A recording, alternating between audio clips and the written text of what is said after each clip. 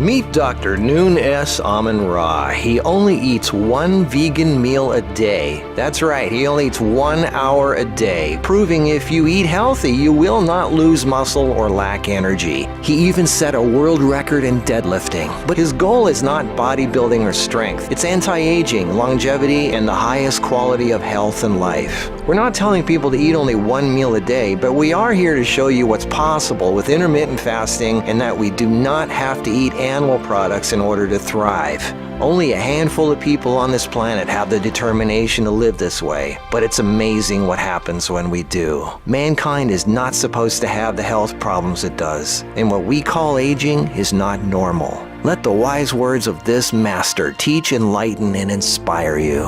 Hi, thanks for being here today. It is my pleasure.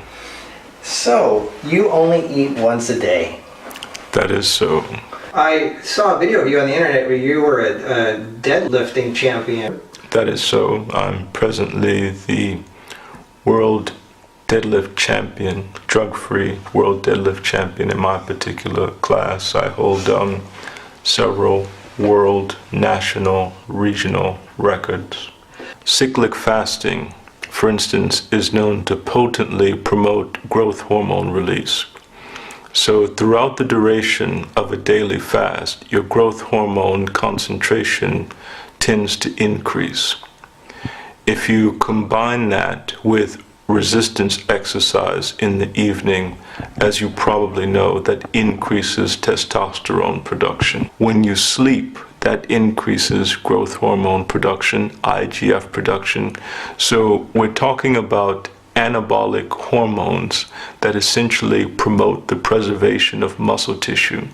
So a regimen which entails daily cyclic fasting, evening resistance training, all of these things combine to enhance the preservation and also augmentation of muscle tissue. So you're saying somebody who's in their 30s, 40s, and 50s can actually gain muscle? If it is regimented, if it combines these factors, right. That is increased growth hormone secretion as a consequence of protracted fasting. Now, have you noticed that working out late in the day is more beneficial than working out earlier in the day?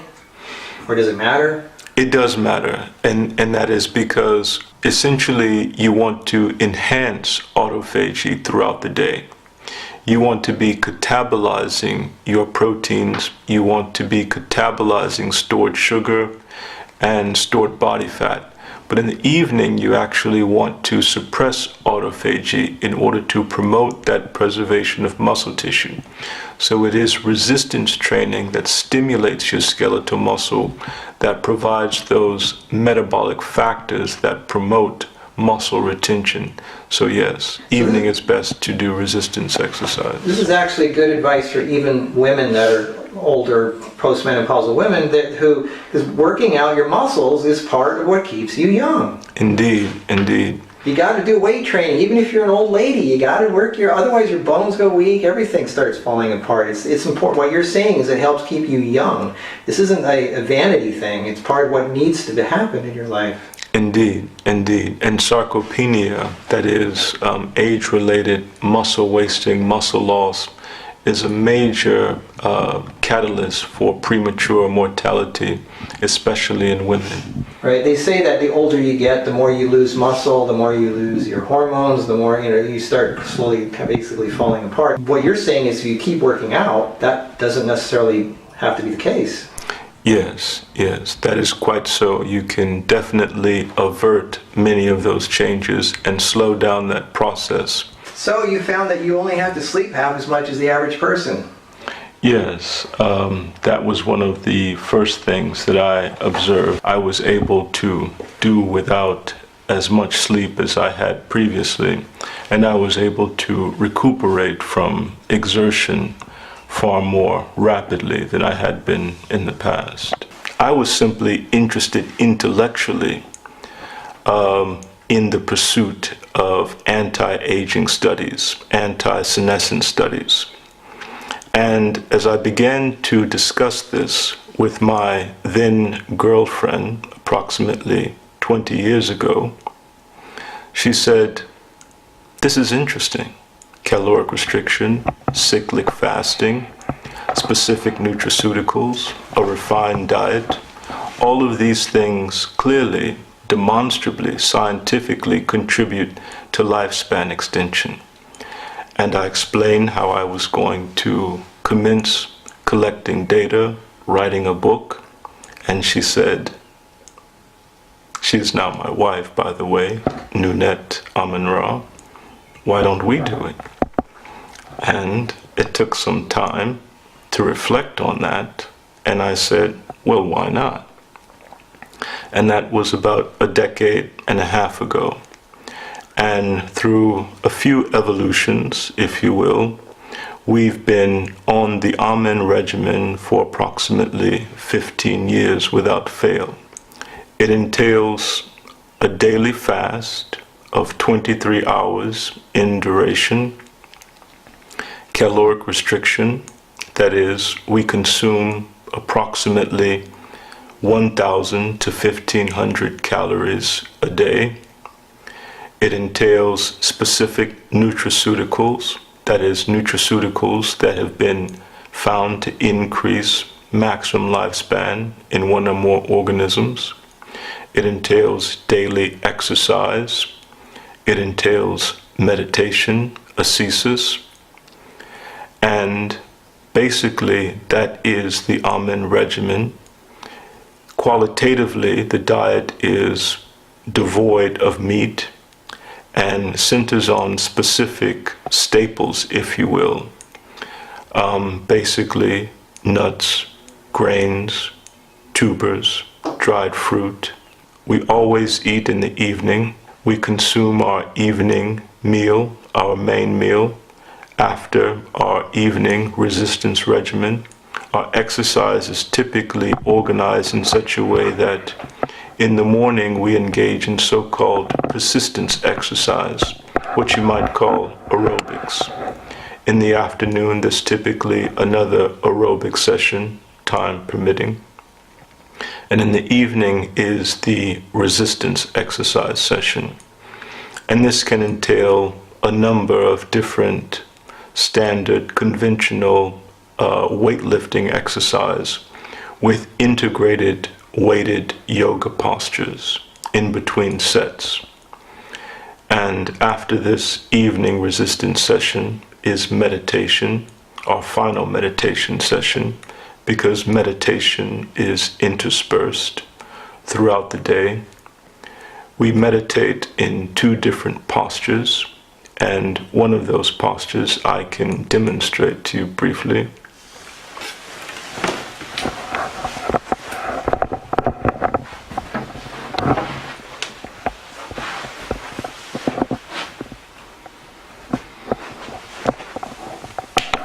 This posture is called Aru Aha, that is the standing form. And this is the posture that I typically assume in my briefer periods of meditation, say 10 to 15 minutes. Aru Aha is a composite Egyptian term, and it means, again, standing form. The ultimate intent of all minimalist meditation is to progressively produce a state of sustained tranquility where ideas, images, emotions are expurgated from the mind. There are essentially 10 domains of interventional studies, what I call the tetractys of anti-aging interventions. Several are fundamental. They include caloric restriction, cyclic fasting, and specific nutraceuticals, and a range of discrete genetic modifications that alter specific physiological phenomena in organisms. Almost all of them will entail either an increase in the optimization of autophagy, and that is simply a process that enables the body to renew its tissues. Glycation is an important phenomenon. Glycation is that process whereby circulating sugars bind to protein, lipids in the body and render them resistant to renewal that accelerates aging. You also have fat accumulation or adiposity. That has been found to increase the rate of aging and limit lifespan. But more specifically, it's been found that the extirpation of adipose, the diminution of adiposity, increases maximum lifespan in mammals and other organisms. People are going to look at you and say, there's no way you can have that kind of muscle and not eat for 23 hours a day. I mean, I know the body's more efficient, but people are going to say, well, doesn't your body start eating up the muscle after a while? Actually, limited muscle catabolism is a good thing. Limited tissue catabolism is a good thing. And it might be illuminating to conceive of it in this way. The vast majority of the solid component of your body consists of proteins. And each of those proteins that constitute our proteomes, so to speak, have a definite lifespan. And the integrity and health of your body is largely dictated by the integrity of your individual proteins. So if you are able to prevent damage to the corpus of proteins that constitute your body, or increase the rapidity with which you renew and recycle proteins, you are functionally, physiologically younger. There are a lot of people that say, because it used to be protein, protein, protein. Where are you getting your protein? You got to eat animals. Nowadays, the big thing is, where do you get your sugar? It's like the body needs to have sugar to run on. Sugar is the body's fuel. If you don't put sugar in your body, carbs all day long, you're gonna basically waste away. What do you say to that? Well, there is a fascinating body of research which indicates that the process of glycation is integral to aging. And glycation is that process whereby simple sugars illicitly bind to the body's proteins and render them resistant to that process of renewal.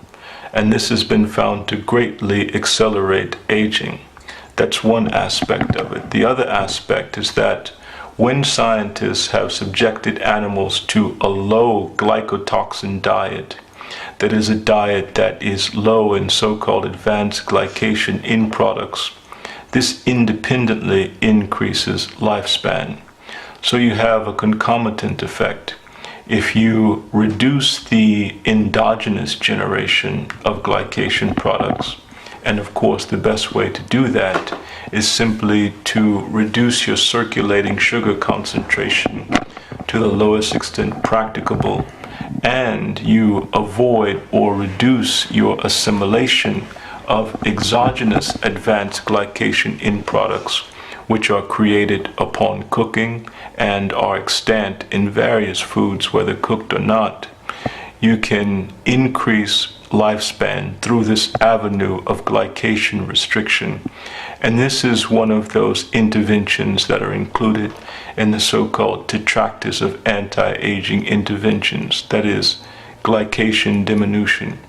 And this points to the fundamental importance of cyclic fasting as an avenue of lifespan prolongation, because it is cyclic fasting that most potently suppresses the concentration of circulating sugar.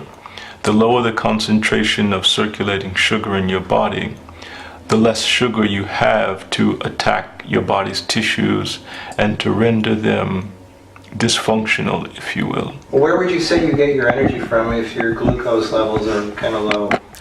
That's an interesting question.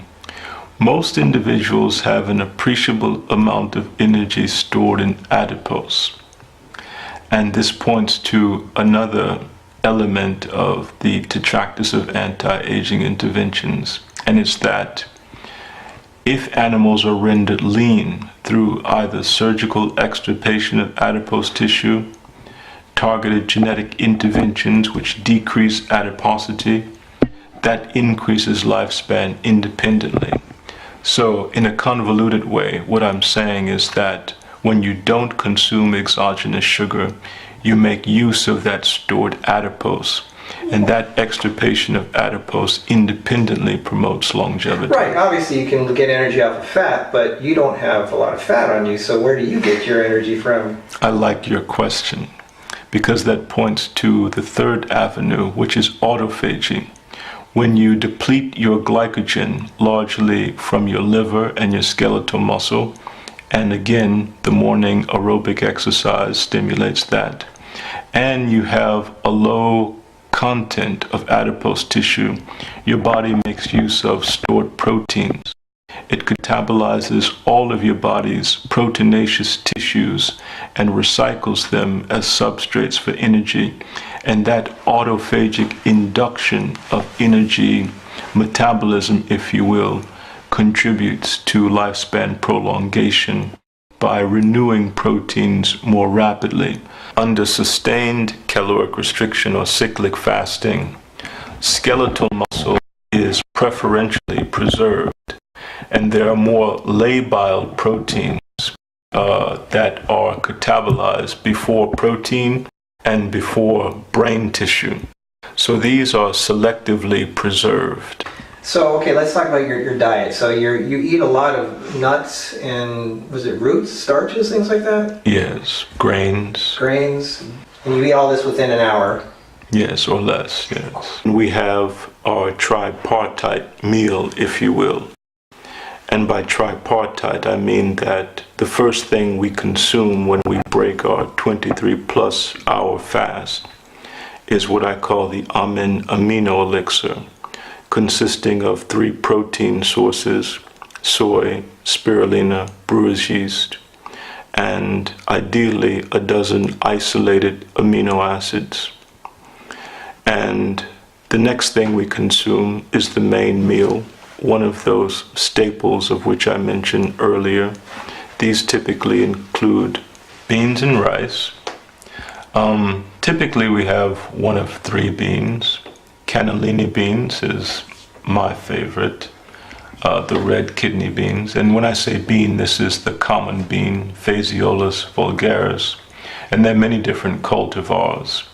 But one of the main reasons that we select the bean as an optimal staple, if you will, is because there are many properties associated with the common bean that accord with lifespan extension. And these include inhibiting the enzyme alpha-glucosidase, which promotes optimal glycemia, if you will. Beans are full of fiber, which really helps the sugar levels in your body. Indeed. It helps get rid of toxins. Beans, it's great. Indeed. It's probably one of the best cooked foods you can have. If you're going to go with cooked foods, it's great. Okay, go on, sorry. Roots. No. Yes, roots, tubers, rice, grain, and nuts and seeds. Fruit and fresh vegetation is not high on our list of staples, and that's simply because the cellulose and the water content take up space, if you will. So if you have a regimen where you're restricting your feeding to an hour or less, and you consume foods that occupy a large volume, have a higher water content, indigestible fiber, over time that can reduce your sense of satiation. So you want to have nutritionally dense foods in order to essentially derive the most nutrients in a minimal amount of time. Right, you want nutrient-dense food. And then there is the minor meal. And the minor meal is nothing more than a dessert. Typically nuts, dried fruit, often what you might call peanut butter and jelly sandwiches, or peanut butter and nesubat sandwiches, which roughly means royal jelly. That's one of the staples of our minor meal. And I say peanut butter and jelly with some reluctance, because it differs a bit from what you might find in a typical grocery store. It's simply crudely crushed peanuts and fruit preserves on bread. That's a typical dessert. A typical dessert may also be roasted peanuts with dark chocolate. I'm glad you said peanut butter, because I love peanut butter, and everybody says peanuts are bad. It's got the toxins in it. Aflatoxin. Aflatoxin, yeah. That is why roasted peanuts are actually preferential in our ethos, if you will, because if you consume raw peanuts or germinated or soaked peanuts, it promotes that growth of fungal organisms and aflatoxins.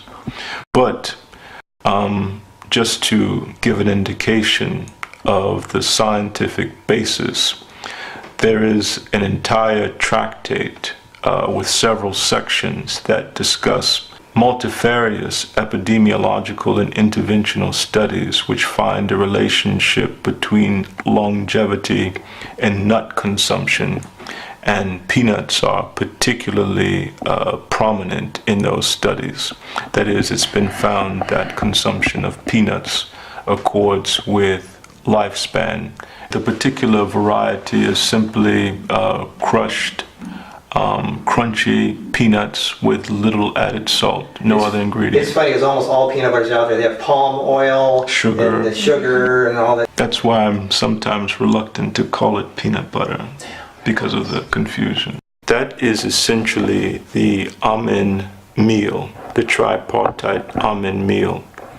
Throughout the 23-hour fast, we typically consume teas and herbal infusions of various sorts.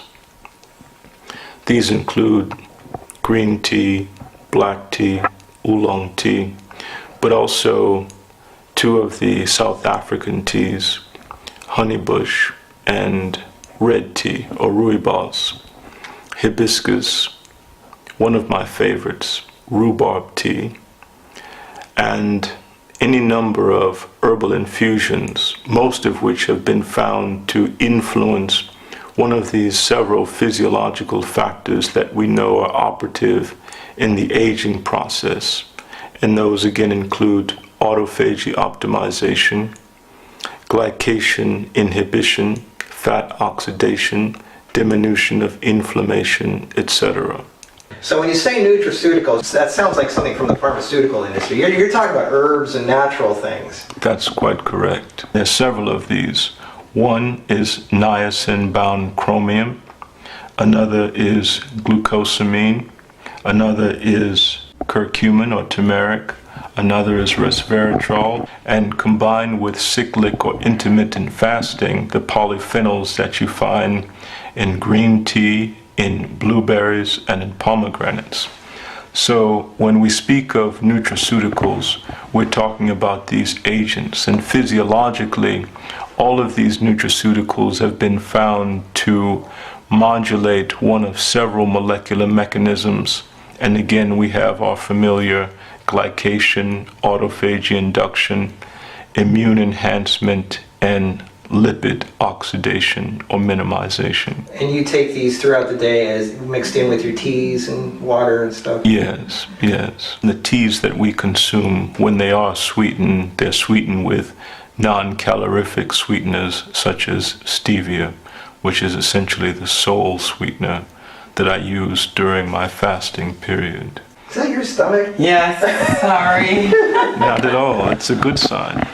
It's like a growling bear. You hear it? No, this is actually a good comparison here. You haven't eaten in a while and your stomach's growling. He hasn't eaten since yesterday and he's doing fine. I haven't eaten since yesterday either. Yeah, well that's the point. Excellent. That's the point. And actually, that effect is partly attributable to a peptide called ghrelin, and it is released by the gastrointestinal tract in response to food deprivation. It actually increases the expression of a peptide called BDNF, brain-derived nerve growth factor, which increases the proliferation of neurons in the brain, specifically in the hippocampus, an area that's associated with learning and memory. And that is probably among the reasons that fasting and caloric restriction increase mental or cognitive acuity. So this might explain people in India, they're mainly vegetarians. and they don't eat a lot, but yet they have some of the smartest people in the world that can like literally like calculate to the 100th decimal point. And these people that say you need meat, you need animal products, you need fat, you need sugar, you need all that stuff to function properly, you got it dialed into a point where you're proving you don't need any animal products. Correct. I'm somewhat conventional in that I promote the ingestion, the use of essential multi-mineral, multivitamin supplementation. And whenever someone subsists on a calorically restricted diet, either quantitatively restricted or temporally restricted, it's important to ensure that you get the minimal requisite amount of essential nutrients. Right. And that's what I get from a standard vegetal micronutrient, mineral supplement. I take that in powdered form in the almond amino elixir, and it's the first thing that we consume on an empty stomach. And that's designed essentially to be sufficient as a source of energy and nutrients without the need for any food at all. So the elixir is intended to deliver all essential nutrients in a form that is easy to assimilate. And the meals are simply for satiety and indulgence, because I think that's an important point to stress.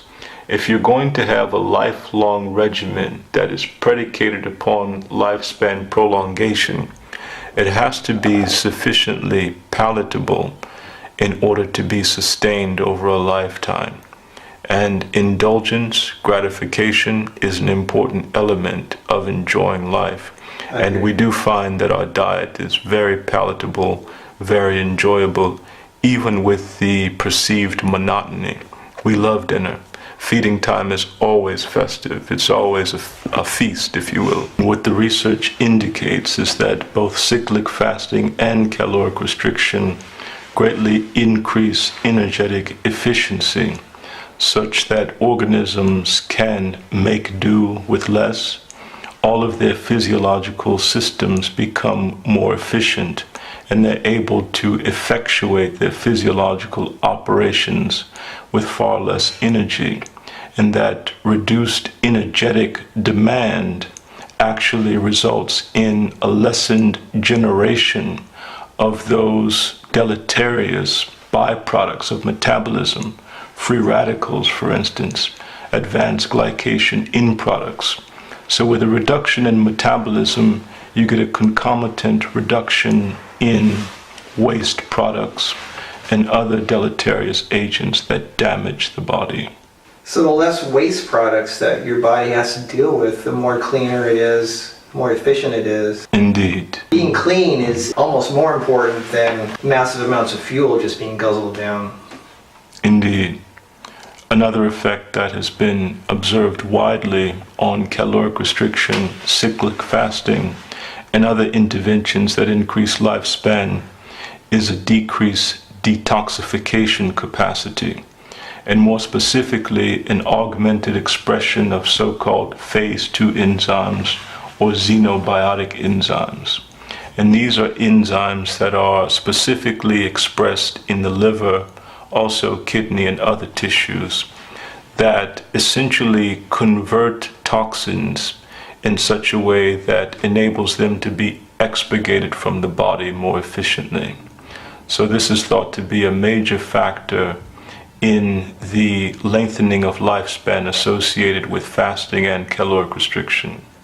So the organs that help eliminate toxins from the body, the liver, the kidneys, if they're cleaner, they can focus more on producing enzymes and keeping you running optimally rather than just cleaning the house and getting rid of unwanted garbage. Indeed. And also, as we discussed together, we are exposed to multifarious toxins that we can do little as individuals to avoid in our modern environment. So to the extent to which we can augment our detoxification capacity, we can protect ourselves from some of these toxins that would otherwise be ubiquitous, that are ubiquitous, and we simply can't avoid. Right. The toxins in the air, the water, even the negative people, it just drains us of our life force. Indeed. So the cleaner we are mentally, physically, and emotionally, the better we can thrive as long-living, healthy beings. Indeed. But I must interject an element of my philosophy, and that is I wholly accept the inevitability of aging. I wholly accept the inevitability of death. And my regimen is simply predicated upon postponing that process to the greatest extent practical. And having a high quality of life. Indeed, which is most people, in uppermost. the last 40 years, they're just falling apart and Yes. complaining about the other people that...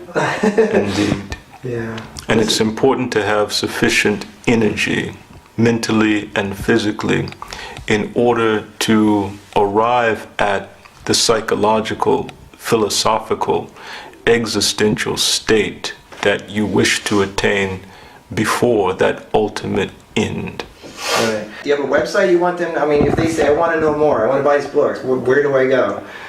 You can go to our website, amintaeliteathlete.com, and it has a description of my overall regimen, the literature that I've produced, and how to acquire it. I don't sell my materials.